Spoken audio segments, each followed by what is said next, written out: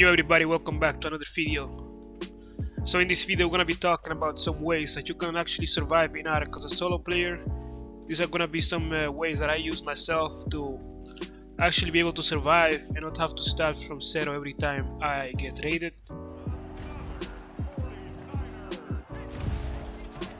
Fuck, man, as soon as I fucking came in this fucking room.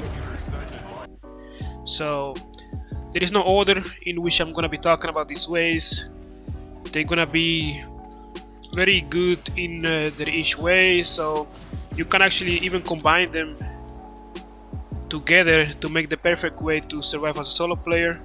And starting with the first one is gonna be actually living off 1x1s or 2x1s.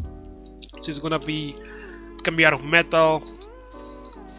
Better to make it out of metal because you can also hide boxes in them. So I'm gonna show you an example and then we're gonna go to the next one. So get yourself a 1x1 like this, and you want to get yourself some boxes, some storage boxes.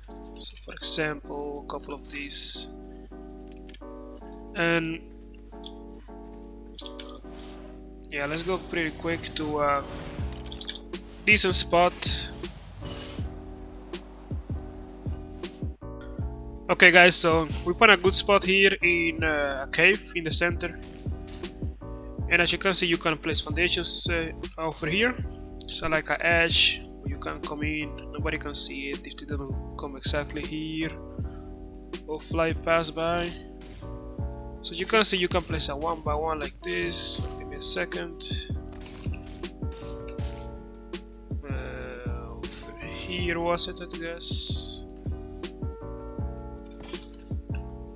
There you go. 1x1. Hopefully I can place a ceiling. Otherwise it will be a little bit annoying. Otherwise I can't. Pick everything up. Let's just look for another spot a little bit like this one. Oh, look at that over here. That should be actually possible to place a ceiling, is it not? Almost. A little bit more to the right.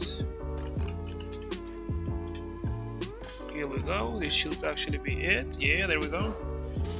And it's quite actually easy. You only need yourself a smithy, some beds,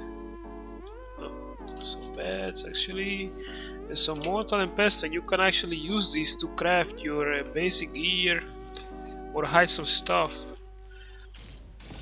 on your ceiling. Okay, I just trap myself. Okay, there we go. And you can use these bases to hide some of your loot and just have them all around the map, you know. So if you get one gets destroyed, you can go to the next one and keep on going on like that. Another amazing trick you can do with this is actually use this with a box. So this is a little bit more difficult to do, but let's find a little bit more flat area so we can actually do it, and I can show you exactly how to do this. So for example, let's say this is a spot you want to build, right? In a corner like this, you can actually place a box, hide your cryos in it. So for example, we got some cryos over here, some dinos we don't want to use now, but something happens, we want to like keep them, you know. Maybe some soakers that you found with some juicy 200k HP or something. So what you can actually do is you can place a foundation like this, and normally you should be able to see the box, but if you hold E and switch to block, you won't be able to see it anymore. So you can actually do this, and it's better to do it with a 2x1 and then have the door on the front, something like this. So for example, if you get, oh, it's a laggy a little bit, so like this. So if something happens and you actually get raided by C4, nobody's gonna use extra C4 on a base like this. I'm telling you, very much sure. Make sure you also switch this one to block. So if they blow into your base, oh, this is cave damage. Yeah, bad example actually. This saying here is cave damage, but let me quick switch to another spot so I can show you. So yeah, after the bad example, I just went outside and decided to do it here, somewhere in the open. As you can see, like we're doing, just go like this, pull the foundation exactly, a bit difficult to play sometimes. You gotta be pretty careful how you do this. There we go. Switch it to block, put another one right here. Season 1 to block. Get your door, get your walls, and get your ceilings. Okay, that one is badly placed. And if somebody comes and see for your base, right, they think, ah, you might have some stuff.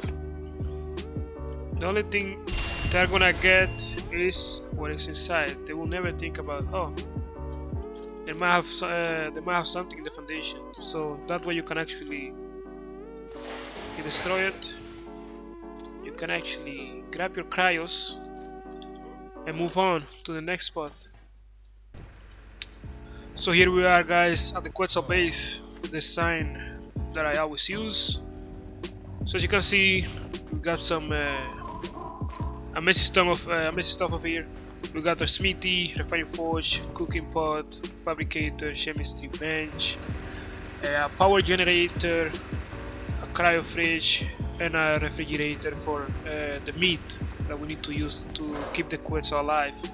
So if you don't know, the Quetzal can actually stay in the air for like forever, as long as it has enough food to sustain itself and doesn't die.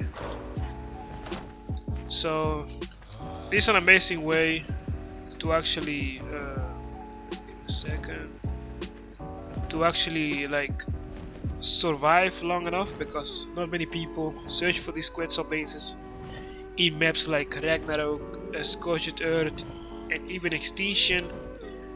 If you actually want to build one of those that almost never gets found out, then Extinction should be the best map, because if you didn't know, there is no border like in other maps. So if you go too far to like the left, the right, or anywhere in the map, you will get killed by the map itself and lose everything. So not many people actually look for a Quetzal base over there. So this is the sign I always use. We got our egg incubator so that the main wing can take care of them. I always look for Wyvern's egg because they're very strong for solo players. So refining forge is to cook some metal, even make gasoline for the generator. Cryo fridge over here. Chemistry bench for flamethrower ammo, and you can use the smithy as storage boxes.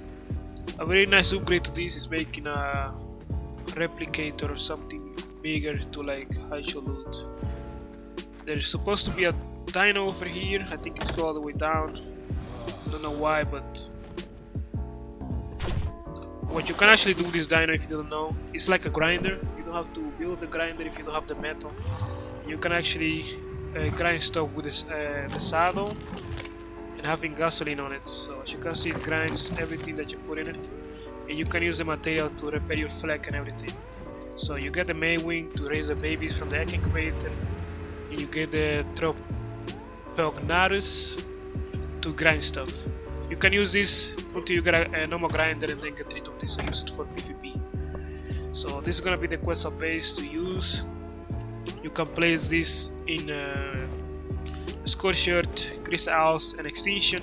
I used to put it on Ragnarok, but there are too many hackers over there. Many SPers go there to find Quetzal bases, and you don't want to have your base there. On my last episodes, but I think the one I'm gonna upload next, my base just lasted 4 days before it got raided. So yeah, we're gonna go to the next one, and that's gonna be underwater, becoming Aquaman, and living in the sea. So let's go. Okay guys, so we are back for the next one, and that's gonna be becoming Aquaman, living on the water and hiding your loot in the water as well. There are a couple of ways you can go about this, and that's gonna be like the couple of steps. I'm gonna show you in a moment. So let's get in the water. I chose the center because it has very deep water and it's very difficult to find. So by placing a valve, speaking of that, you can actually fill it with everything you don't need, and it will be difficult for people to actually find it if they are not like going exactly there. But you can still craft stuff in the water, and you can even use this flint to craft other stuff, as you can see. So you can use it to craft some other stuff you will need, but you won't be able to craft anything in the fabricator because it needs electricity, and you cannot have electricity in the water. So that's gonna be a little bit difficult, but you can hide some of your stuff like this. Another way that you can actually live on the water is by making a vacuum compartment. I have not done this myself, but I have seen many people, even Big Doctor, use it on his videos. So if you got tech and you can actually craft this stuff. I've never made a base out of it actually. Okay guys, so here we are, and we found some trilobites to actually tame. So if you place the fish basket around them so they can move like this, see, you can actually pick them up. You can block them as well, so something like this. You trap that one. As you can see, you're gonna get the filled fish basket. For example, let's see,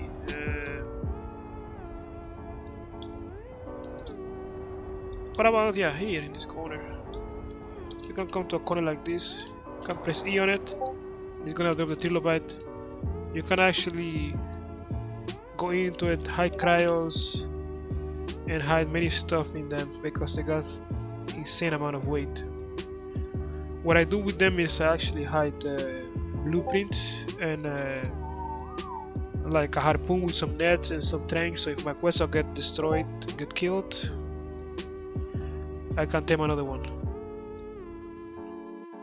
So the next method, guys, is gonna be becoming a scavenger and living off pullovias and RGs. So one of the ways you can actually hide these guys is if you bury them before you cryo them, you can actually place them almost anywhere and they won't move. So I'm gonna give you an example after I cryo them. And these are very easy to tame. Knock them out, feed them some meat, and it's done. It doesn't matter what level they are because you're gonna use them exactly like the trilobite. You're gonna use them to hide your stuff. Same with the RG. So the RG is actually quite nice because if you don't know, the obelisk is shallow, it has nothing in it. So many people use this as their advantage to actually hide flyers in here.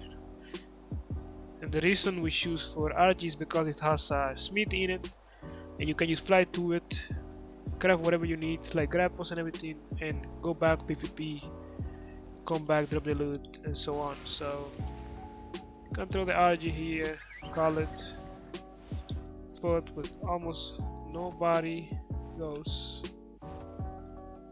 like here. You can hide it in and you can just craft stuff in it, everything you need, and you will be, most of the time you will be in the upload yourself, have a 1x1 close by, and you craft your stuff on the RG and then go again to PvP. Get your flag in here, you get your long necks in here. If you find some blueprints for a long neck, you can craft it here. Most likely you will be doing missions in Gen 1 to get weapons, so you will only have to craft your ammo here and your flag, and you will be fighting with people with a wyvern or something. Spots like this you can actually throw the pullover cryo up and it will just stay buried and it won't get any cryo sickness. So you can just throw one, hide your loot in here. You go to a next spot. Holy shit. Go to a next spot. It's my area. Yo, what the fuck is going on down here?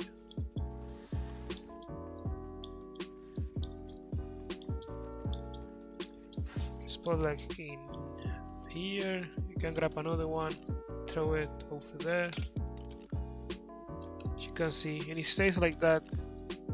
And you can just put loot in them, blueprints as well. And look at this shit. There's so many annoying mobs. It's gonna be difficult for people to get it. You can actually put them in many places, even on the water caves and on the water dungeons and shit like that. You know, places that is not many people go with, or yeah, pass by. You know, they don't go there much. And you can hide your loot in them. You can they got enough weight, so you can hide blueprints. And again, I combine these methods with the Quetzal, so I hide most of my blueprints in them, you know. So a couple in the Pulovia, a couple in the Trilobite, and a couple in the Quetzal that I use the most, and so on and so on and so on. And most of the time you're gonna need those because you need to tame another Quetzal, because Quetzals use so amazing, you know. You got everything, all the stations you need to craft, so you will always need them. So this is a scavenger method, you know, having RG to craft some of your stuff and having a Pulovia. And you can combine this method with other ones. And you can also just be living on the PvP and 24/7 camping obelisk, killing people, and then bringing the loot to the Pulovia or to the RG.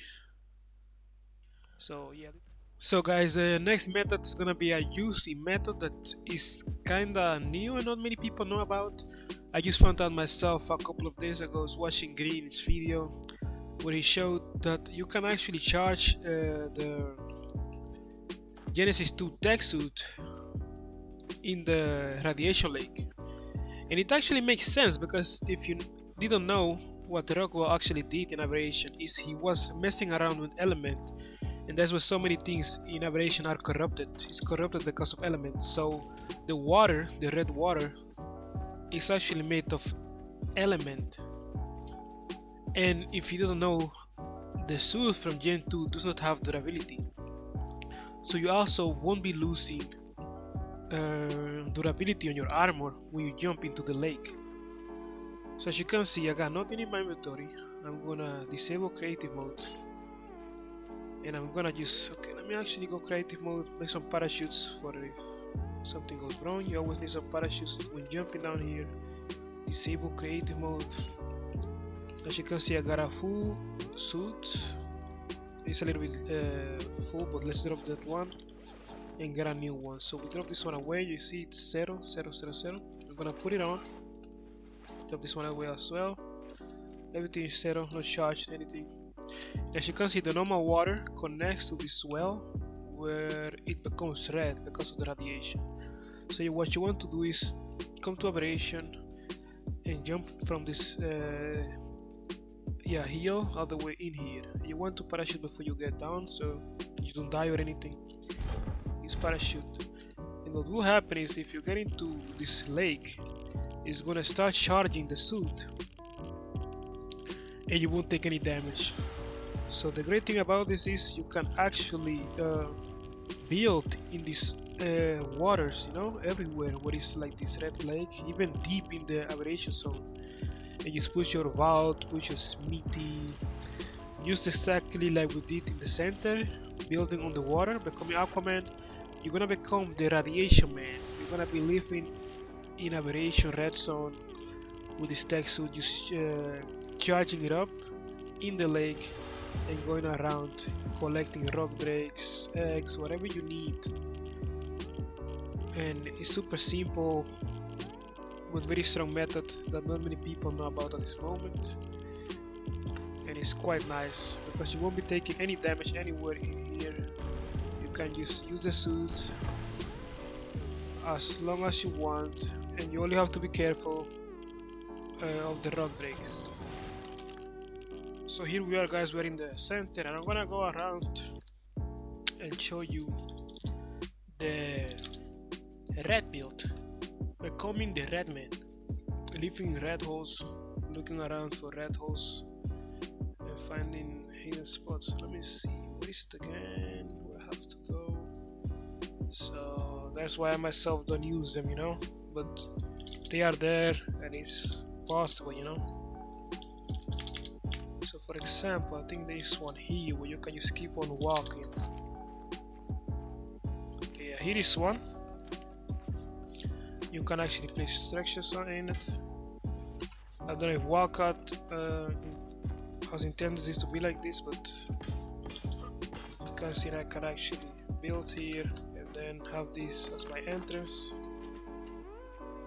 and nobody can see it. As you can see, you can go in here and have a smithy, maybe a fabricator and some stuff here, some small stuff. Be careful, there's not much room. You gotta go all the way back.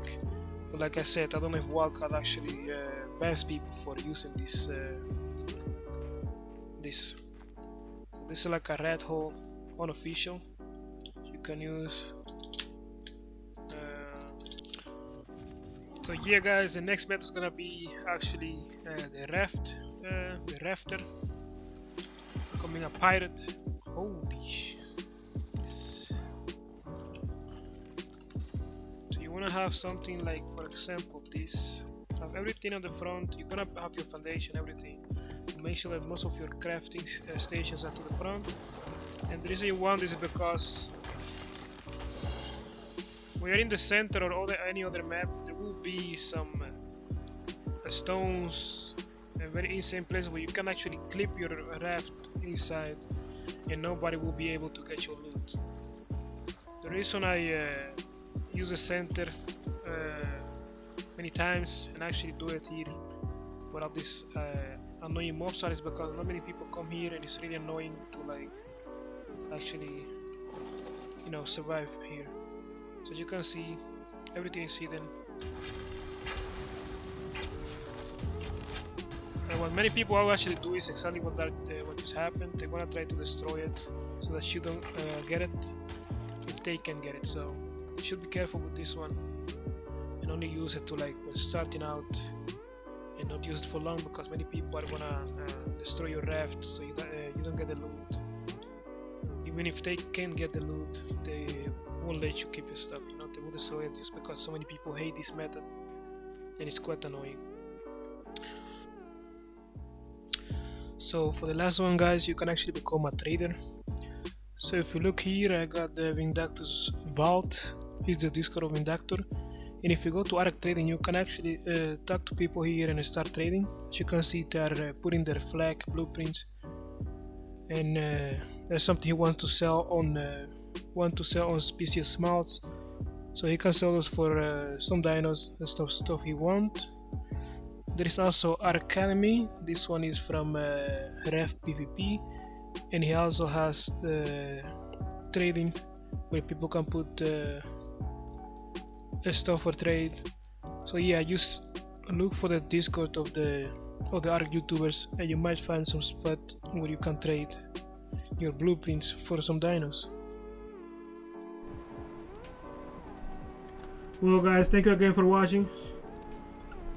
Leave a like if you liked the video and if you found something useful, and leave a comment.